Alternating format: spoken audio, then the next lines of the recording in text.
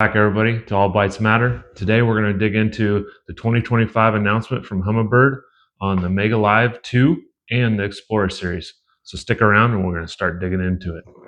So before I start digging into this here, I'd just like to say I appreciate the feedback from all you guys about the audio. So I did do some adjustments, as you guys probably noticed. You can hear me pretty clearly, hopefully. I got a wireless mic. I'm using a little bit different setup that you guys are seeing through right now. So I appreciate it. Did you guys watch that great announcement video? I do believe that it was not exactly live, but they try to make it look like it was live. What's your guys' thoughts on that? But I thought it was a great announcement. The background, all the moving lights and everything was great. The setup that they had that they could show right there to the screen about everything, that was really awesome. And then having, Van Damme and the other anglers show on the water what exactly you'll be looking at. I think that's great. Let's get into it here. So I did some research and lots of video watching. What I'm looking forward to is the Explorer series and also some of the Mega Live 2 features. The Explorer series, the whole waypoint management system is awesome. Being able to hit that draw and then circle all the waypoints you would like to either adjust. You can download them to your file right there on there and send them to somebody if you'd like. You can send them to your phone via Wi-Fi, circle them, and then you can also change the colors, all that right there within that circle that you circled. That's just awesome. That's just another part of innovation from Humminbird, right? Making it easier for the user. Since I've been using Humminbird, I've noticed that they've always made sure to make it user friendly. The UI experience is just way better than I think than the other units. It took a while for other units to catch up. I think Garmin's right there, but Lowrance took a while. You used to be able to, they reminded me of Apple. You had to go through a bunch of sub-menus to get to certain things just to adjust something. Hummingbird's made it pretty easy. You go to menu, and then you go through your sub-menus, and then it has a list right there, right? It's pretty easy. Or they even have shortcuts. I think they're adding to that with the Explorer series and make it more user-friendly. A lot of people like to be able to just plug their units in and go and take off. And Humminbird, you can kind of do that, right? You can plug it in, and the generic settings will get you out on the water and get what you need to be doing. So just another additive that they've had. So right here, I have some notes that I've taken and I'll review with you guys, and I'd like to get your guys' thoughts. So make sure you put them down below. I'm sure you guys have done all your own research if you're watching this video. And let's get together and put our minds together and see what our thoughts are on these new announcements and how it's going to affect us end users, the fishermen. All right, let's dig into the Explorer series. So I believe, like I was talking about just a minute ago, about the three, you can easily circle waypoints and edit them, where I dug into that. I think that's awesome. The other thing that I think is great is the 3 shortcut buttons at the bottom that you can add to. It's something they've had pretty common across a lot of units, especially the Helix series. It makes it real easy. You just hold the button, add what you want in there. Kind of same with the Explorer series. You add whatever you want on that button to do, make it a shortcut. And while you're on the water, you're not trying to go through sub-menus and find what you would like. Another great additive to that. Another thing is the on-screen adjustments, right? So as they are, let's just go with Mega Live 2. As they have Mega Live 2 going, right? You have adjustments at the bottom, and you can slide and do whatever you need there for sensitivity and all that. Quick access to the menu for the colors made it super easy for the user. So another good thing for Humminbird. The zoom is faster. So if you take a look, and as they stop the screen for like side imaging and they wanted to zoom in on maybe a fish or some structure, they hit that zoom and it zooms in really fast compared to like on the Helix and other ones, it goes pretty slow. Is it comes with Lake Master already loaded on it, and you get the chip. We all know that we have to purchase Lake Master usually. One of the structure sides of the Humminbird Explorer series is, if you guys have noticed, it's thinner. They made it pretty thin.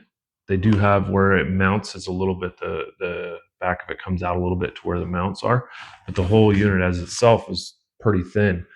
It's awesome for like dash mounts up front, inner dash mounts. There's not a whole lot of room up there, so people that put stuff under there, we won't want to have all that distance of the like the Helix series. They're pretty thick.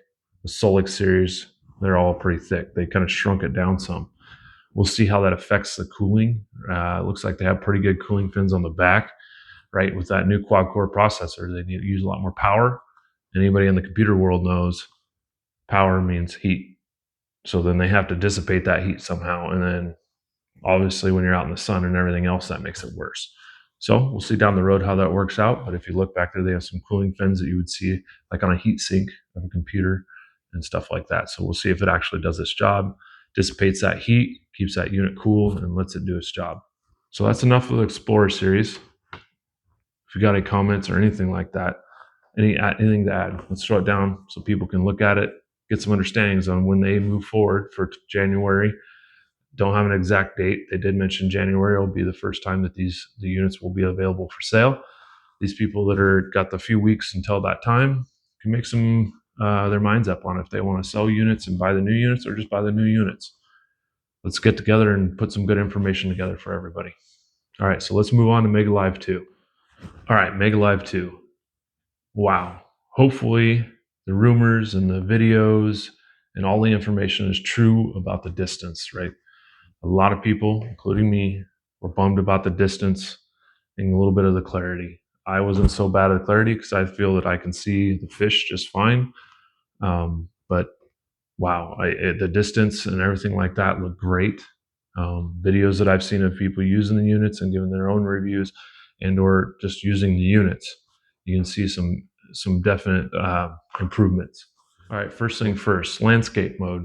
If you guys didn't know, is it still uses landscape mode, works great, has that improved distance, but it also has one other thing. It's called target boost. So when you turn on target boost on the Mega Live 2, it really focuses on those high points of clarity so you can see your target moving and or your lure moving. So as I was watching and learning this, they had their landscape going, and it had pretty much the same picture as like the Mega Live 1, maybe probably a little bit same clarity, maybe a little bit better. The distance was way better.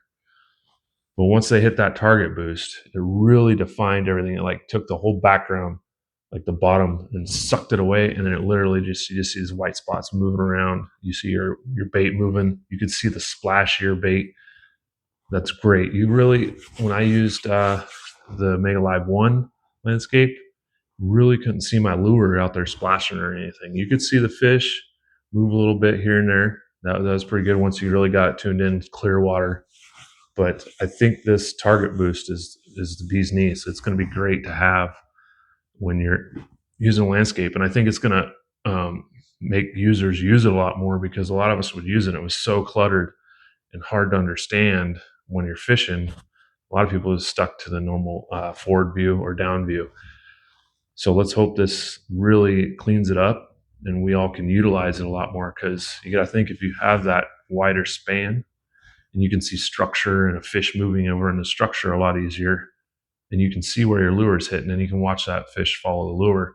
We're all probably going to kind of transition a little bit from that forward view to more landscape view, even bed fishing, or even using it for crappie bluegill, right? The beds are everywhere and you can see them moving in and out. You can see that pretty good on Mega Live 1, but when you can really see it and you can see our lure, that's going to be awesome. All right, next thing is the delay. We all know that the forward-facing units have delay.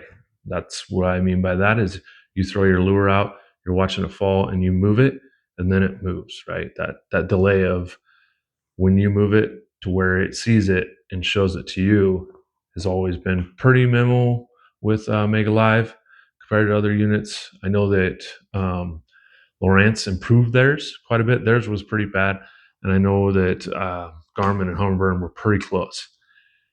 When I was looking at this and all the videos and everything that I could see, it really looks like it's about the same with Humminbird. It doesn't look like they improved that much of them. Let's see how that ends up.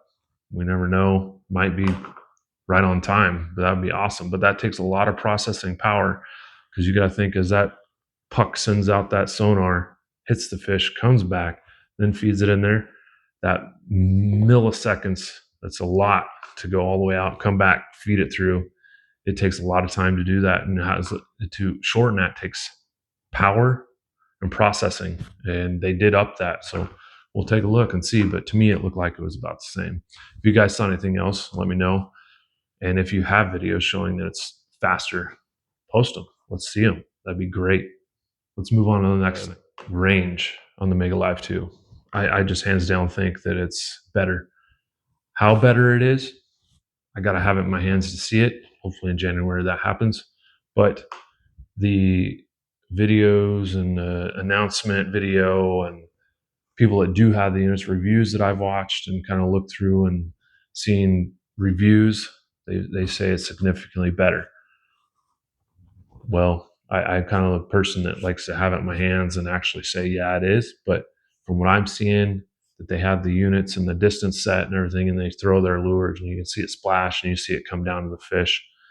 It seems significantly better. The clarity's better, the tracking. So people will be out there and really doing some fine-tune adjustments with the settings like we did with Mega Live 1 and shared all the settings to help everybody else really see the baits out there farther. And we all know that it depends on water quality, right? Water quality, how we have the units wired, and what's all on that designated circuit for the wiring. If you have a ton of stuff on that circuit, right, that's pulling that power for the processor on that unit, right, that stuff matters.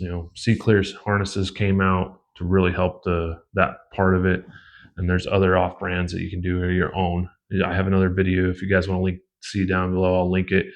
I added a 16 volt. I'm still reviewing it. I've had it for about 6 months, but just having the dedicated harness, I believe, helped me. Anyways, that's what I have on that. Let's see what else we got to review. So let's talk about the transducer. The transducer is a little bit different how they designed it, but the main difference that they have is the bracket. They added another button to make it to where the bracket is a lot sturdier. It doesn't move at all. We know if we're moving or using that troll motor and it's shaking or anything like that, because we know that some of our props hit stuff, so they get out of balance a little bit. But they added that extra button to add that security so it's more stiff and it has more focus on what it's shooting at instead of shaking and trying to focus, right? That's one thing they added from the degrees is different. I believe they moved it to a 30-degree increments as you move it to give you a little bit more fine tune instead of, I want to say it was 40 degrees. Don't quote me on that, but they did change the degrees. I'm pretty sure they changed it to 30 degrees. So each click is a 30-degree click. And so that gives you a little bit more functionality of where you want to angle it and get that clarity dialed in for your depth. So that's what I seen on that. I think it looks great. Get it in my hands once again. I'm not sure about dimensions. If it's way bigger, it didn't look like it. And then the dimensions I saw, obviously it doesn't seem like it's bigger, but we'll find out once we have it on our hands, especially with the new bracket, what they changed on that, if it sticks out farther, the bulkiness. I like to keep it slim so it doesn't hang up on anything as I'm using my trolling motor, especially weeds and lily pads. That thing loves to catch the lily pads and just rip them off, and then you got to pull your trolling motor up, pull them off, just to be able to use it.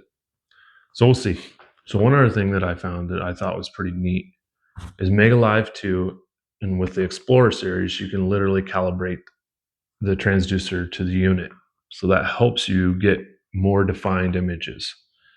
It didn't say that you can do it with a Apex or the Solix series. I believe it's just with the new Explorer series. So we'll have to see what that brings about and how much better that is, if it's actually worth it, right? That's, I think, hopefully not something a price point for people to buy more Explorers. But if it does make a significant difference, I know that people are going to believe that, you know what, we have to get that unit to where we have the best clarity as possible. So it's understandable. So if anybody has anything more on that and the calibration, please post it. I'm really curious. I haven't really seen much on it, but I do know it's out there that you can calibrate the transducers to the unit to make it more clear and work better with the unit and give you a better picture on the unit. All right, guys, that's all I have today. I hope you guys enjoyed the announcement, and I hope you guys enjoyed that we have some new equipment from Humminbird. Obviously, we've lost some other equipment that they had, but that there's a good thing to that. Unfortunately, is we'll have some cheaper units that are very good in themselves. I've used them that we can utilize still, right? And we still have Mega Live 1, and it's not the worst thing in the world. You can still utilize it, but we got some new stuff coming, and it's great. I can't wait to get my hands on it. All right. Anyways, comment down below, leave some information. Let us all know what your thoughts are so that we can all put our heads together and see how this is going to go. See if it's something worth going towards. I believe it is myself. I think they done a great job, but we don't know until we get our hands on it. Have a good day. Have a good night. Go fishing.